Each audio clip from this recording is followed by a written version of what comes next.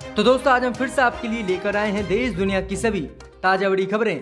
फटाफट एक एक कर विस्तार से आपको बताएंगे, तो वीडियो को अंत तक जरूर देखें। दोस्तों वीडियो बनाने में हमें काफी मेहनत लगी है, तो वीडियो को लाइक जरूर कर दीजिए। दोस्तों पहली बड़ी खबर में आपको बताएंगे कि सुप्रीम कोर्ट की आजादी पर उठे सवाल। बीजेपी का समर्थन करने वाले अर्नब गोस्वामी अमीश देवन को सुप्रीम कोर्ट ने दी राहत, जबकि विरोध करने वाले शरजील इमाम, विनोद हुआ और हर्ष मंदर को नहीं। सुप्रीम कोर्ट मोदी के हाथों विज्ञा उठ रहे हैं अब सवाल। इस बीच अगली बड़ी खबर में आपको बताएंगे कि भारत से आगे निकला तुर्की। हागिया सोफिया चर्च के बाद चौथी सदी की चर्च को राष्ट्रपति एर्दोगान ने मस्जिद में बदलने का कर दिया ऐलान। वहीं भारत में बाबरी मस्जिद तोड़कर बनाया गया था राम मंदिर। इस बीच अगली बड़ी खबर में आपको बताएंगे कि मोदी सरकार की बड़ी फिर मुश्किलें।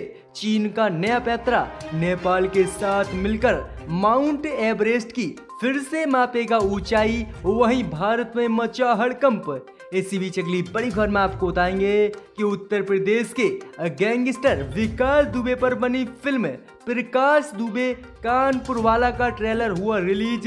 विकास दुबे की जिंदगी पर आधारित है फिल्म। इसी बीच अगली बड़ी खबर में आपको बताएंगे कि सपा नेता ने भगवान राम के अस्तित्व पर उठाए सवाल। कहा राम नाम का कोई व्यक्ति पैदा ही नहीं हुआ था। इसी बीच अगली बड़ी खबर में आपको बताएंगे कि हिंदू संगठन ने बताया लव जिहाद का मामला।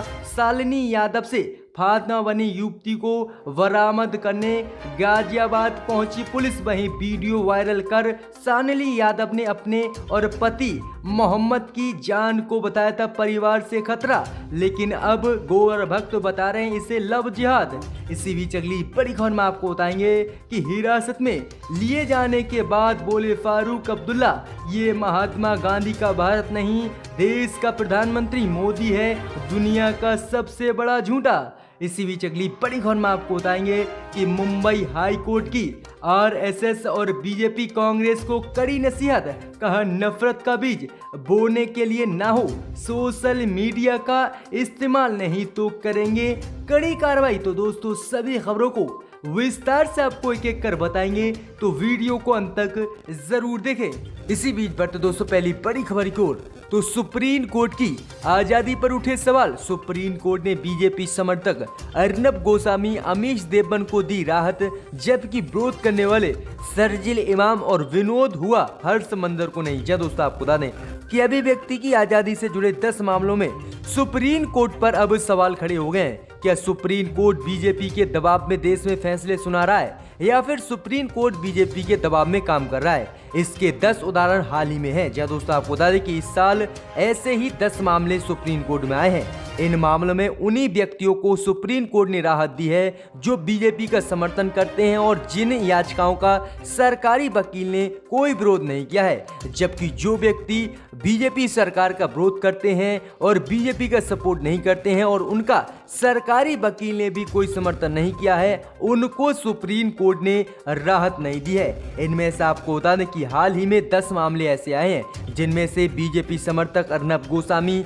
और पत्रकार अमीश देवन को सुप्रीम कोर्ट ने राहत दी, जबकि बीजेपी पार्टी का जो विरोध करते हैं जैसे विनोद हुआ, हर्ष मंदर और शरजील इमाम को सुप्रीम कोर्ट ने राहत नहीं दी है। इसी को लेकर अब सुप्रीम कोर्ट पर ही सवाल उठने शुरू हो गए। क्या सुप्रीम कोर्ट वास्तव में ही बीजेपी के दबाव में काम कर कर फैसले सुना रहा है? जो बीजेपी चाहती है वही कर रहा है, क्योंकि राम मंदिर का फैसला आने के बाद भी सुप्रीम कोर्ट पर लगातार सवाल उठ रहे हैं। इसी बीच बढ़ते दोस्तों अगली बड़ी खबर की ओर, तो भारत से आगे निकला तुर्की। हागिया सोफिया चर्च को मस्जिद में बदलने के बाद अब चौथी सदी की चर्च को राष्ट्रपति एर्दोगान ने मस्जिद में बदलने का किया ऐलान। जहाँ दोस्तों आपको बता दें कि भारत और तुर्की धर्म के मामले में दोनों ही देश एक समान चल रहे हैं। जब दोस्तों आपको बता दें कि पिछले साल सुप्रीम कोर्ट के फैसले के बाद भारत के अयोध्या में बाबरी मस्जिद तोड़कर राम मंदिर का निर्माण शुरू हुआ। इस बीच तुर्की के राष्ट्रपति रजब तैयब एर्दोगान ने भी हागिया सोफिया चर्च को मस्जिद में बदलने का ऐलान कर दिया। वहीं आपको बता दें कि इसी बीच एक दूसरी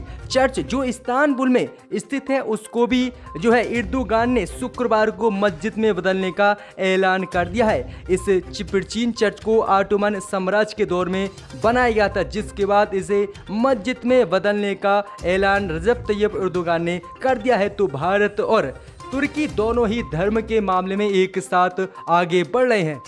इसी बीच पर तो दोस्तों अगली बड़ी खबर की ओर तो गैंगस्टर विकास दुबे पर बनी फिल्म प्रकाश दुबे कानपुर वाला का ट्रेलर हुआ रिलीज। गैंगस्टर विकास दुबे पर बन रही है उत्तर प्रदेश में फिल्म। जय दोस्तों आपको बता दें कि यूपी पुलिस के छक्के छुड़ाने वाले गैंगस्टर विकास दुबे भले ही एनकाउंटर में मार दिया गया हो, लेकिन उसके नाम की ऐसी चर्चा हुई कि फिल्म निर्माताओं ने उसकी कहानी को पर्दे पर उतारने का मन बना लिया। वहीं आपको बता दें कि गैंगस्टर विकास दुबे के जीवन पर आधारित फिल्म जल्द ही भारत में रिलीज होने वाली है। फिल्म का नाम है प्रकाश दुबे कानपुर वाला। फिल्म का ट्रेलर भी हाल ही में रिलीज हो गया है, जो गोल्डन वर्ड पिक्चर पर आपको मिलेगा। वहीं आपको बता दें कि प्रकाश दुबे कानपुर वाला में विकास दुबे के रोल में प्रमोद विक्रम सिंह नजर आने वाले हैं, जो विकास दुबे से काफी मिलते जुलते हैं। वहीं आपको बता दें कि विकास दुबे क्राइम की दुनिया की पूरी कहानी को इस फिल्म में बयान किया गया है। तो ये काफी बड़ी अपडेट है कि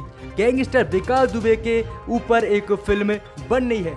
इसी बीच पर तो दोस्तों अगली बड़ी खबर की ओर तो चीन का नया पैंतरा नेपाल के साथ मिलकर माउंट एवरेस्ट पर फिर से मापेगा ऊंचाई। भारत में मचा हड़कंप। जो दोस्तों आपको बता दें कि भारत और चीन के बीच लगातार सीमा पर तनाव बना हुआ है। इसी बीच चीन और नेपाल के बीच माउंट एवरेस्ट की ऊंचाई मापने को लेकर एक समझौता हुआ है। इस समझौते से भारत में चिंता का माहौल है और हड़कंप मच गया है। दरअसल भारत में चिंता इस समझौते के एक क्लोज को लेकर है, जिसमें कहा गया है कि बीजिंग और काठमांडू संयुक्त रूप से माउंट एवरेस्ट के सर्वे मैपिंग और जियो इन्फॉर्मेशन मैनेजमेंट पर सहयोग करेंगे। इतना ही नहीं, ये भी कहा गया है कि माउंट एवरेस्ट की जानकारी को साझा करने के लिए दोनों देशों में केंद्र बिंदु बनाए जाएंगे। जिसके बाद भारत सरकार को ये हड़कंप लगा हुआ है कि इस समझौते के बाद नेपाल चीन के पाले में चला जाएगा और पाकिस्तान पहले से ही उसके साथ है। अगर युद्ध जैसे हालात बनते हैं तो ये दोनों ही देश चीन का साथ देंगे और मोदी सरकार को इसी बात का ये झटका लगा है आज। इसी बीच पर तो दोस्तों अगली बड़ी खबर की ओर तो सपा नेता ने भगवान राम के अस्तित्व पर उठाया सवाल। कहा राम नाम का पूरी दुनिया में कोई व्यक्ति ही पैदा नहीं हुआ। जय दोस्तों आपको बता दें कि राम मंदिर निर्माण का काफी समय से लोगों को इंतजार था, लेकिन 5 अगस्त को ये इंतजार खत्म हो गया। लेकिन इसी बीच समाजवादी पार्टी के नेता लोटन राम निषाद ने भगवान राम पर एक विवादित टिप्पणी की है। उन्होंने राम के अस्तित्व पर सवाल उठाया है। उन्होंने कहा है कि राम का मंदिर बने या श्री कृष्णा का, मुझे मंदिर से कोई लेना देना नहीं है। लोटन राम निषाद ने कहा कि राम के प्रति मेरी कोई आस्था नहीं है, ये मेरा व्यक्तिगत विचार है। मेरी अगर आस्था है तो बाबा साहब भीमराव अंबेडकर में है, जिन्होंने संविधान लिखा और कुर्सी पे बैठने का मुझे अधिकार दिया। उन्होंने कहा है कि इसलिए मुझे उनसे डायरेक्ट लाभ हुआ और मैं जानता हूं कि राम थे या नहीं। मैंने उनके अस्तित्व पर प्रश्न चिन्ह लगाया है। और उन्होंने कहा है कि राम दुनिया में कहीं पर भी पैदा नहीं हुए थे और राम नाम का कोई व्यक्ति भी पैदा नहीं हुआ था। तो ये काफी विवादित बयान सपा नेता ने दिया है। इसी बीच पर तो दोस्तों अगली बड़ी खबर की ओर तो लव रिलेशन में शालिनी यादव ने बदला अपना धर्म, वनी फातिमा। वहीं घर वालों और हिंदू संगठनों ने लगाया व्यक्ति पर लव जिहाद का आरोप। योगी सरकार ने युवती को पकड़ने के लिए टीम को किया गाजियाबाद रवाना। वहीं वीडियो वायरल कर युवती ने मोहम्मद पति और अपनी जान को बताया था परिवार वालों और हिंदू संगठन से खतरा। जय दोस्तों आपको बता दें कि सोशल मीडिया पर वायरल एक वीडियो ने कानपुर पुलिस की नींद उड़ा दी है। वीडियो में जो युवती है वो कानपुर के वर्रा इलाके की बताई जा रही है। युवती ने अपने परिवार से जान का खतरा बताया था, साथ में एक उसके लड़का भी नजर आ रहा है। कहा जा रहा है कि कानपुर की रहने वाली शालिनी यादव परीक्षा देने के बहाने घर से निकली और धर्म परिवर्तन कर प्रेमी मोहम्मद फैजल से निकाह कर लिया। युवती ने अपना नाम शालिनी से बदलकर फिजा रख लिया है। वहीं आपको बता दें जब वीडियो वायरल हुआ उसके बाद घर वाले और कुछ हिंदू संगठन ने इसको लव जिहाद से जोड़ दिया और कहा कि लव जिहाद के चक्कर में हिंदू लड़की का धर्म परिवर्तन कराया है और इसी को देखते हुए उसने वीडियो वायरल किया और घर वाले और हिंदू संगठन से खतरा बताया। अब युवती को पकड़ने के लिए योगी सरकार गाजियाबाद टीम रवाना हो गई है और युवती को पकड़कर लेकर आएगी। आगे देखते हैं इसमें क्या मामला निकलकर सामने आता है। इसी बीच पर दोस्तों अगली बड़ी खबर की ओर तो हिरासत में लिए जाने को लेकर बोले फारूक अब्दुल्ला, ये महात्मा गांधी का भारत नहीं, मोदी है देश का सबसे बड़ा झूठा। जी दोस्तों, आपको बता दें कि जम्मू कश्मीर में नेशनल कॉन्फ्रेंस के अध्यक्ष और पूर्व मुख्यमंत्री फारूक अब्दुल्ला ने प्रधानमंत्री मोदी पर अनुच्छेद 370 हटाने को लेकर हमला बोला है। फारूक अब्दुल्ला ने कहा कि प्रधानमंत्री मोदी ने जब जम्मू कश्मीर से अनुच्छेद 370 को हटाया था तो किसी भी पार्टी को किसी तरह का कोई भी संकेत नहीं दिया था। अब ऐसे में कौन भारत की मोदी सरकार पर भरोसा करेगा? वह हमेशा से ही झूठ बोलते आए हैं। ऐसा कोई दिन नहीं है जब प्रधानमंत्री मोदी ने लोगों से और जम्मू कश्मीर से झूठ ना बोला हो। जानकारी के लिए आपको बता दें कि बीते दिनों जम्मू कश्मीर में अनुच्छेद 370 लगने के बाद नजरबंदी किए गए सभी राजनेताओं को रिहा कर दिया गया है। अब इसी के बाद उन्होंने कहा है कि अब हम चुप नहीं बैठेंगे और अनुच्छेद 370 हटाए जाने का देश में विरोध हुआ था और सभी राजनीतिक पार्टियों ने इसे गलत कदम बताया था। वहीं फारूक अब्दुल्ला ने आगे कहा कि ये बताइए कि बीजेपी को अनुच्छेद 370 हटाने के बाद कुछ मिला है या नहीं। तो ये काफी बड़ा हमला बोला है फारूक अब्दुल्ला ने। इसी बीच बढ़ते दोस्तों अगली बड़ी खबर की ओर, तो मुंबई हाई कोर्ट ने बीजेपी और आरएसएस को दी कड़ी नसीहत। कहा नफरत का बीज बोने के लिए ना हो सेकुलर देश में सोशल मीडिया का इस्तेमाल। जी दोस्तों, आपको बता दें कि अभिव्यक्ति की आजादी का इस्तेमाल दो धार्मिक समुदाय के बीच नफरत का बीज बोने के लिए नहीं हो, ऐसा बयान जो है मुंबई हाई कोर्ट ने बीजेपी और आरएसएस को दिया है। मुंबई हाई कोर्ट ने कड़ी टिप्पणी करते हुए कहा है कि देश एक सेकुलर देश है, धर्मनिरपेक्ष देश है, जिसने कहा सोशल मीडिया द्वारा नफरत फैलाने के बीज नहीं बोए जाने चाहिए और उसके खिलाफ अगर कोई ऐसा काम करता है तो उसके खिलाफ कड़ी कार्रवाई हम करेंगे।